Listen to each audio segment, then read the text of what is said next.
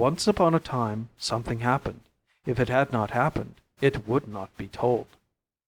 There was once a fisherman, neither very well off nor very poor, but he was young, with a moustache that curled fiercely at the ends, you know, and a fine-looking fellow. Whenever he passed the imperial palace, the emperor's daughter sent for him, bought his fish, and gave him 10 times as much money as they were worth. Our fisherman was spoiled by this wealth, and whenever he had nice fresh fish, he took them to the palace. Not a day passed that the princess did not buy fish if the fisherman went by. One day, while paying for the fish, the princess pressed his hand. The fisherman blushed as red as a beet, and cast down his eyes, but first gave her one loving glance, for he had understood that she was willing he should do so. Then he entered into conversation with her, and took good care not to say anything stupid. The next time the princess bought fish, he began to talk about them at great length, and made her comprehend that he had understood her feelings, and that the fire of love which was consuming her burned no less hotly in his heart than in her own. Another time he spoke still more freely, and the princess learned that he was unmarried. She was, besides, much pleased with his clever answers, and as he was very attractive, the royal maiden finally fell in love with him. She gave him a purse filled with money to purchase handsome clothes, and told him to come back afterward and show himself to her. After he had bought garments like those worn by gentlemen, he put them on and returned to the princess. She would scarcely have recognized him, for even his gait and bearing had become as stiff as a noble's. At last, unable to repress the love that glowed in her heart, the emperor's daughter told him that she would marry him. The fisherman did not know much, but he was aware that such a dainty morsel wasn't meant for his bill, and he could hardly believe what he heard with his ears and saw with his eyes. But when the princess assured him that she wasn't joking, he accepted her hand, though, to tell the truth, with many doubts and blushes. The marriage did not exactly suit the emperor, but as he loved his daughter, and she was her parents' only child, he yielded to her wishes.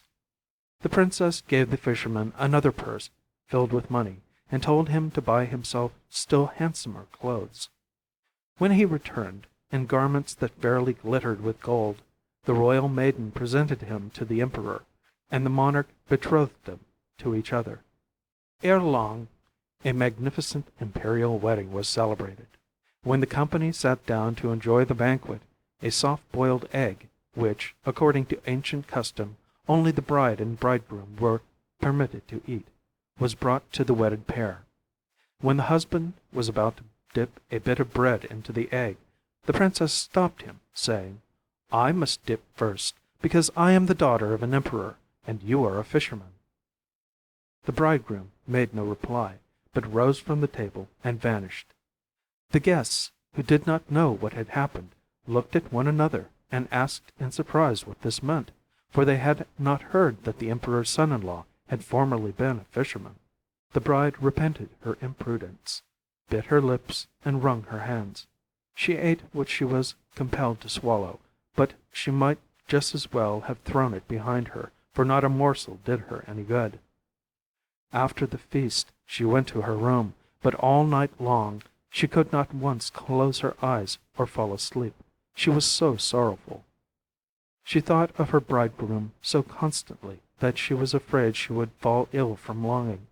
Her principal grief was that she did not know why he had gone away without saying even one word. The next day she went to the emperor, and told him she was seized with so great a longing for her husband that she was going to follow him till she found him. The emperor tried to detain her, but she would not listen, and set out on her journey. She searched up and down the whole city, but did not find him anywhere. Then she wandered from place to place till she met him, serving in a tavern. As soon as she saw him, she went up and spoke to him, but he pretended not to know her, turned his head away, made no answer, and went about his business. The princess followed him everywhere, begging him to say just one word to her, but in vain. When the landlord saw that the stranger was to blame for the interruption in the work, he said, "Why don't you let my servant finish his work in peace? Don't you see he is dumb?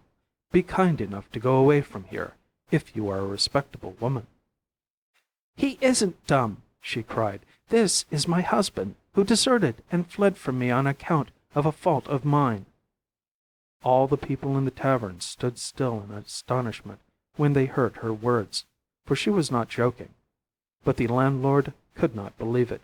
He thought it would be impossible for a man who could speak to live a whole week without saying even one word, and everybody really knew him as a dumb man, made him understand by signs, and liked him for his industry. The princess then entered into an agreement with them all that she would induce him to speak within 3 days, if they would only allow her to stay with him, but if she did not succeed, she would be hung.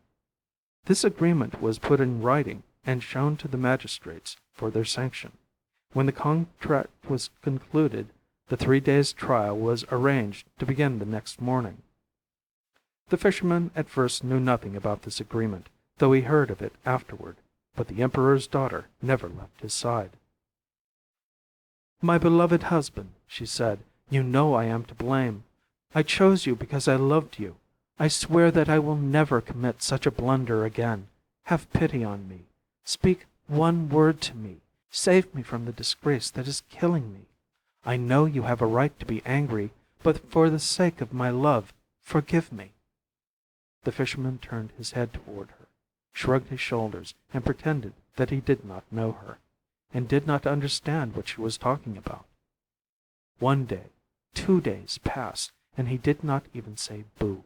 When the third came, the princess was terribly frightened, and wherever the dumb man went she followed, beseeching him to say one word to her.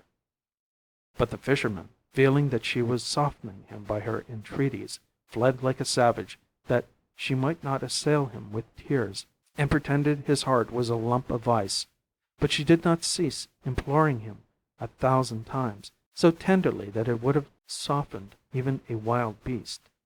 At last the 3rd day also passed, and the fisherman had not even said "Bah!" Everybody wondered over these things.